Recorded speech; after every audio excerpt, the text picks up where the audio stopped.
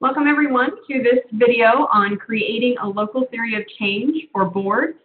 We're going to be talking today about mission and looking at what we expect to change through the idea of a local theory of change, and we're going to talk about it specifically for boards of community action agencies. Our presenters for today, myself, Courtney Kohler, I'm the Senior Associate with the National Community Action Partnership. We also have with us Dr. Barbara Mooney, Director of the Association of Nationally Certified ROMA Trainers and Implementers, also the Community Action Partnership Learning Community Subject Matter Expert. And then we also have Terry Bearden. She's the President of the Association of Nationally Certified ROMA Trainers and Implementers, as well as the COO of the Arkansas Association of Community Action Agencies. This training that you're listening to today fits within a video series for community action agency boards. They also have accompanying facilitator guides that go deeper into these topics, and this will be somewhat of an introductory video. But this is all about what board members need to know about ROMA.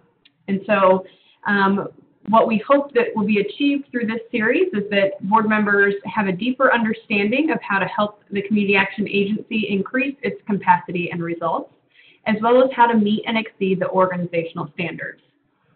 So these training modules can be used as standalone or as a part of a series through regular board meetings as a part of the training requirement. We're going to be referencing the ROMA cycle here and letting you know where the topic of creating a local theory of change fits into the ROMA cycle. It isn't a specific piece of the cycle, however, it is very much embedded in the cycle of ROMA. And so you can see kind of where we are suggesting that it fits between and in the middle of assessment and planning, although it does touch on most elements of the ROMA cycle. And we suggest that you engage in the activity of creating a local theory of change once you've completed the assessment of needs and resources and have made meaning, which is analyzing the data, out of what you've found in that process. Then you can consider what your theory of change is before you actually start the planning process. And so we actually have additional resources if you're interested in creating this local theory of change that guide you through the process of developing that theory of change. So with that, I'm going to go ahead and hand it over to Terry Bearden to talk more about this topic. All right, thanks, Courtney. So the first thing that we want to consider when developing a local theory of change is your mission. Agencies must make decisions about what they can do to fulfill the CSBG Act goals and purposes, because CSBG funding is an essential part of a community action agency's identity. So if you're a private nonprofit agency, you were approved by the IRS for this status because your mission meets the requirements for charitable work. So it's important that you understand the mission statement and what the assumptions are behind your mission statement. We may not always think about what we assume, but our beliefs are always behind our knowledge and are instrumental in the decisions that we make. If we think we can reduce poverty or eliminate the causes of poverty, for instance, which many community action agency mission statements say, then that means that we understand why people are in poverty and what is needed to get them out of poverty. If you're a public agency, you'll still have a mission statement that guides your work. Organizational Standard 4.1 for public agencies indicates that the board or advisory body has reviewed the department's mission statement within the past 5 years and assured that, number one, the mission addresses poverty, and second, the CSBG programs and services are in alignment with the mission. So in the case of a public CAA, the mission statement may be influenced by official policy.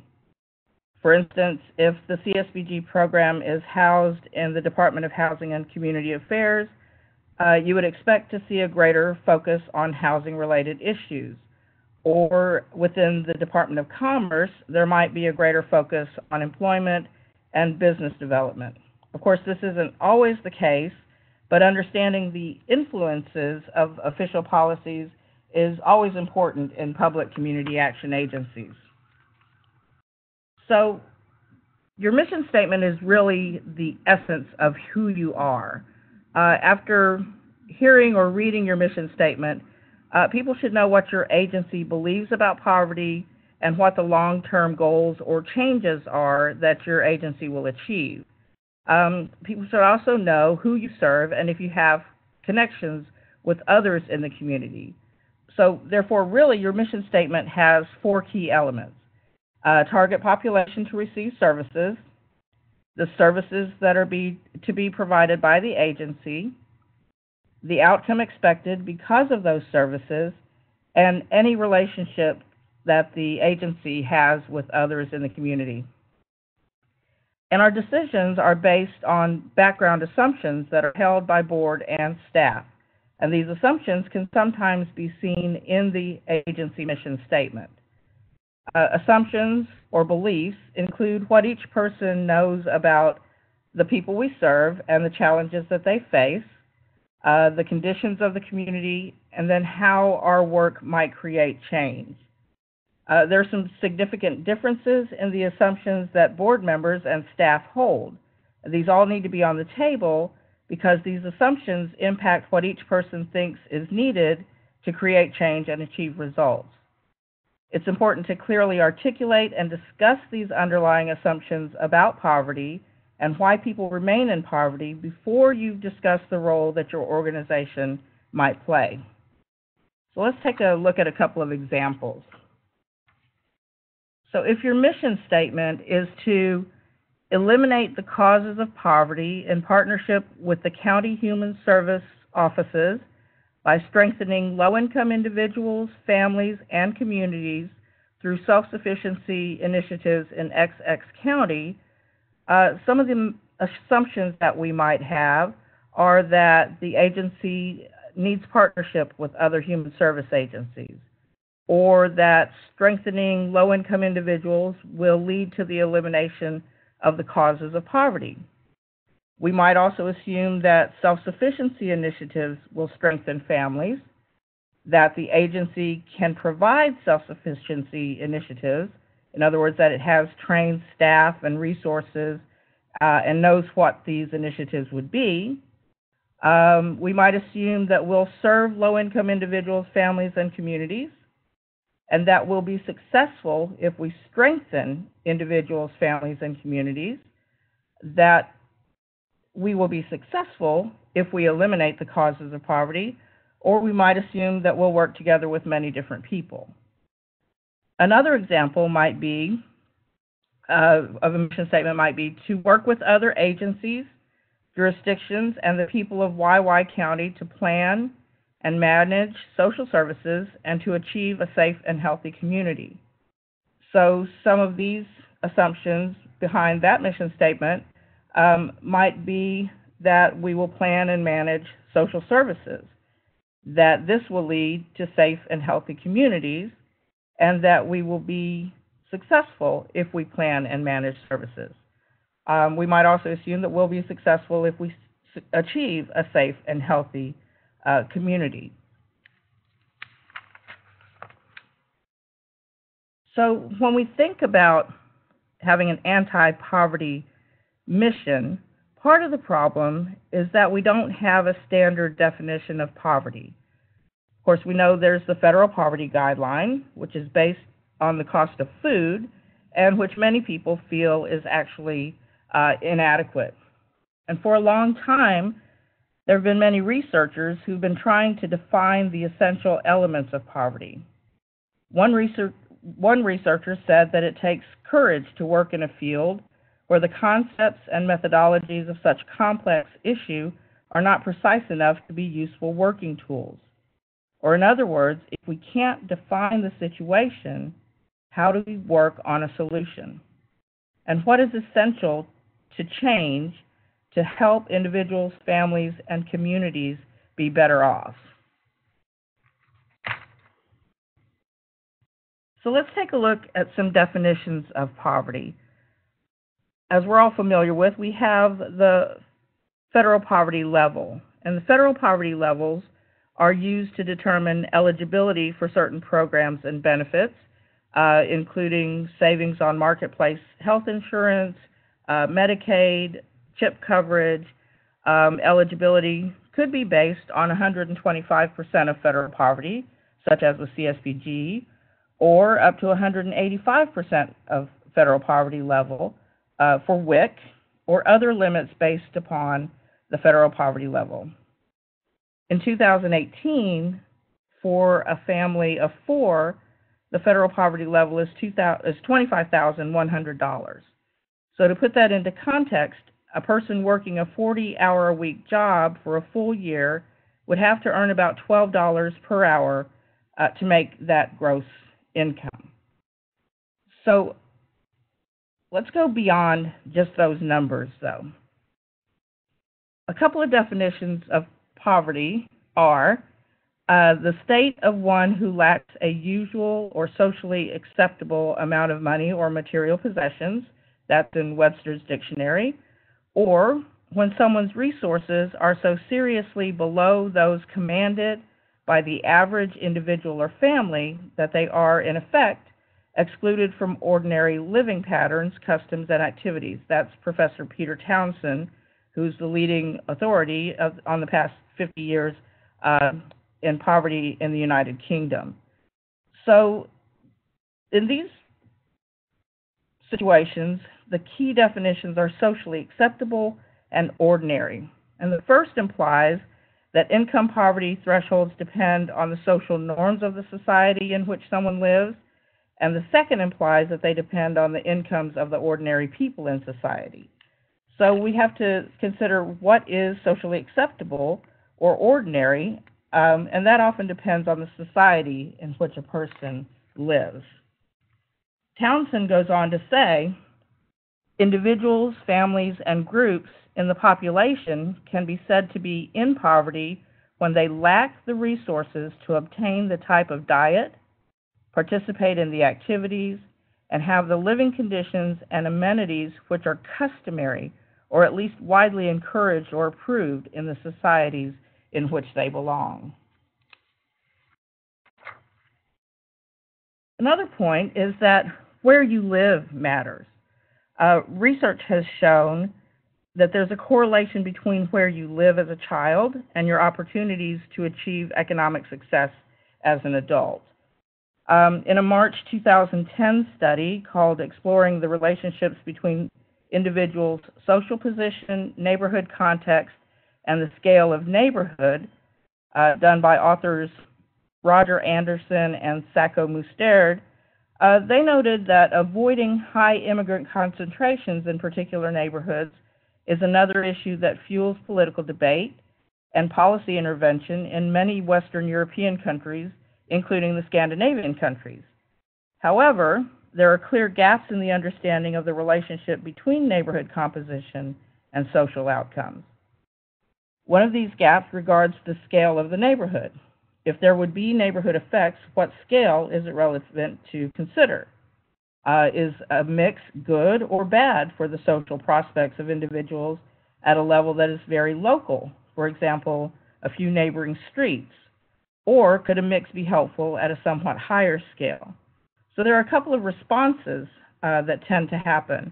One response is that policymakers intend to reduce concentrations of poverty by enhancing the social mix of neighborhoods.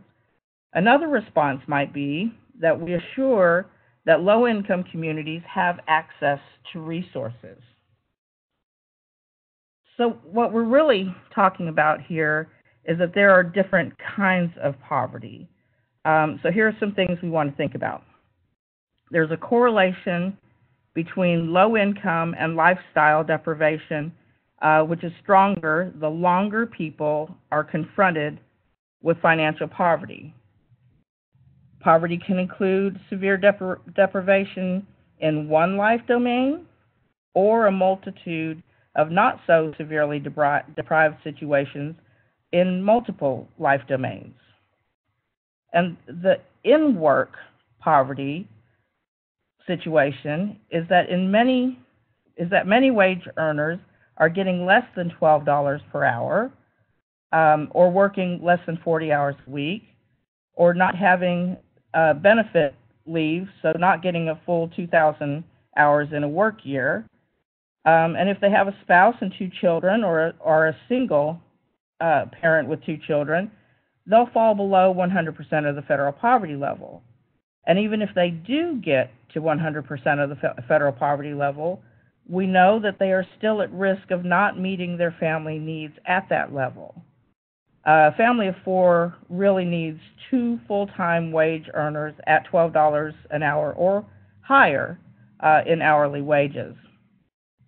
And we're talking here about millions of people, 8.9 million working adults, in fact, who work full-time but are unable to keep their families out of poverty.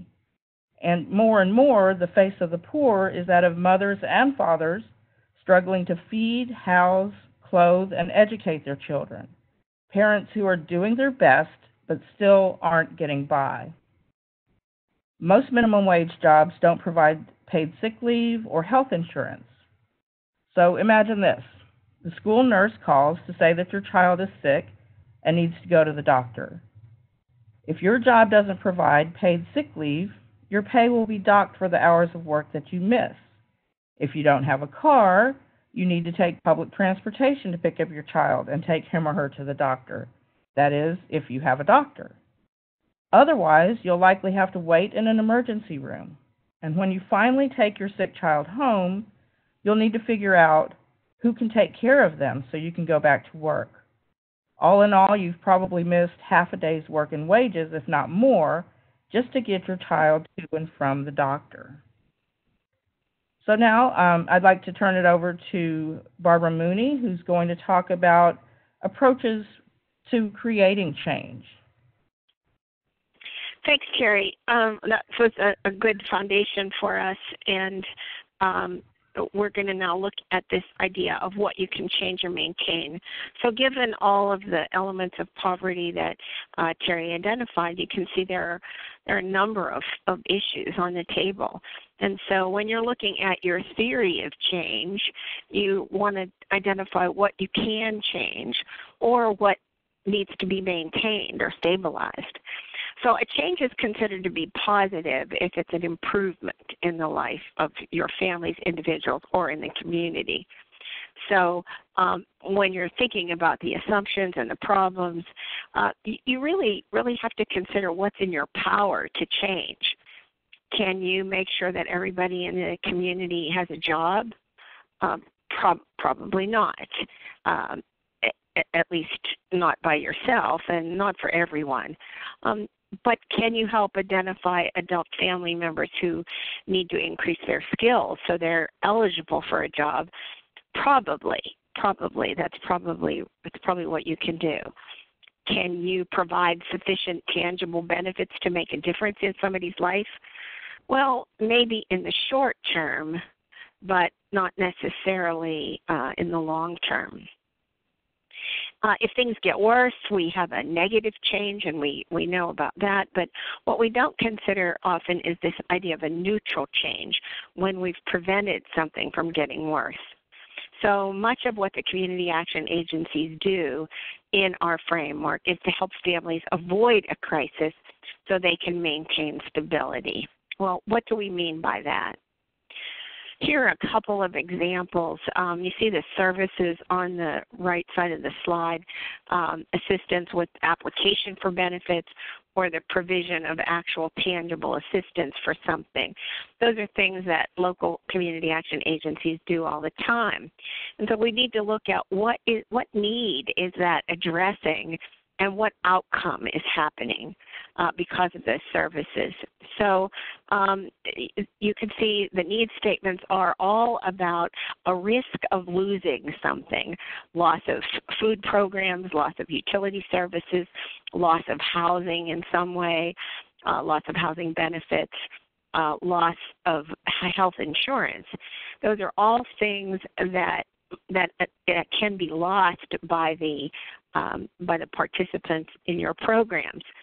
So it's up to the board to decide if preventing these scenarios from happening is beneficial and economically just for both the families and the society is preventing a situation less expensive than treating it after the fact. So it's up to you to see how that fits into an overall strategy for your agency.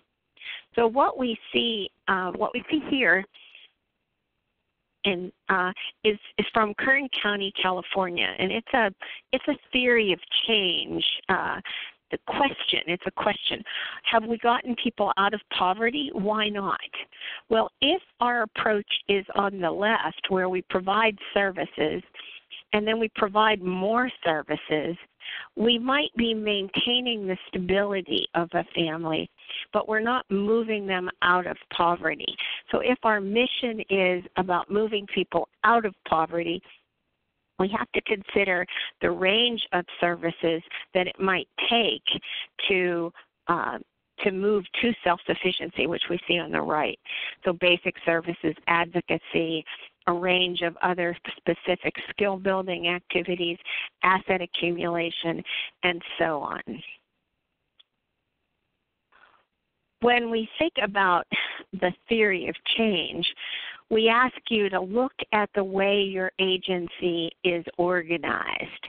So if you have a series of programs, as in the case of this agency, Head Start, Community Service, Housing, and Weatherization, you may have specific outcomes that you can measure with indicators that show that those programs, each of those programs, are successful. They're outcomes for that program. But what about if we look at it in a different way and we combine our programs together to make a strategic commitment of the agency to address family problems, but also community-level problems, because just giving someone a food box doesn't change their lives.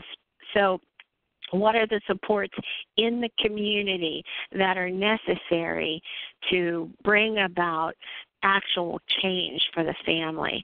So in this visual, you see a series of outcomes with indicators and strategies and programs that are all coming together under into one overall outcome. Let's look at this in a different way. In this graphic, we see a series of paint tubes, and each of those tubes at the bottom represent a certain program. And with those programs, you see the elements of achievement that are indicated for each program, so that you can see 200 children improved their health and so on across the board there. But so what? What does that mean? In the next graphic, you see how all of those paint tubes come together for a specific outcome, overarching outcome, that families can move out of poverty. So they can achieve these various different outcomes at the program level, but then come together for this overarching outcome. This is what we mean when we ask you to think about a local theory of change. What does all of the program elements, how do all the program elements come together to affect that change? Here's an example of a local theory of change that's relatively new, just been done recently. It's the result of looking at their community assessment data, figuring out what it is that they want to do, what's their mission. You see at the top broad agency goals that children are ready for school, families are ready to engage, the agency is ready to support, and the community is ready to invest. So they're looking at outcomes for children, families, the agency, and the community. And those are identified in greater detail in the second section. And then how they're going to do it with the services and strategies. This is a way to visualize what the agency is about. When you look at this, you have a clear picture of what the agency intends to do and how they intend to do it. So I'll leave you with a couple action steps for you as your role as a board member.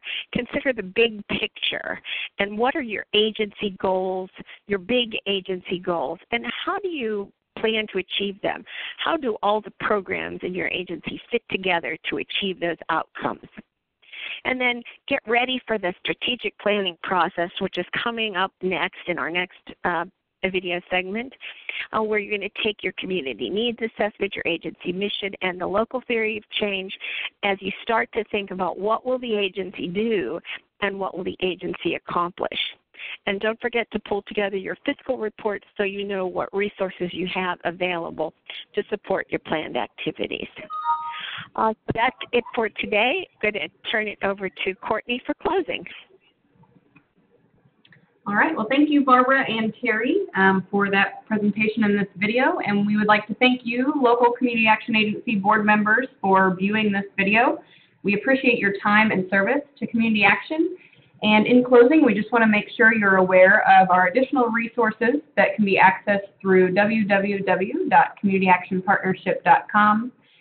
As mentioned, there are other components to this video series, as well as facilitator guides that go into greater detail. And there are additional resources on board governance as well. So we thank you for your time, and we hope you have a great day.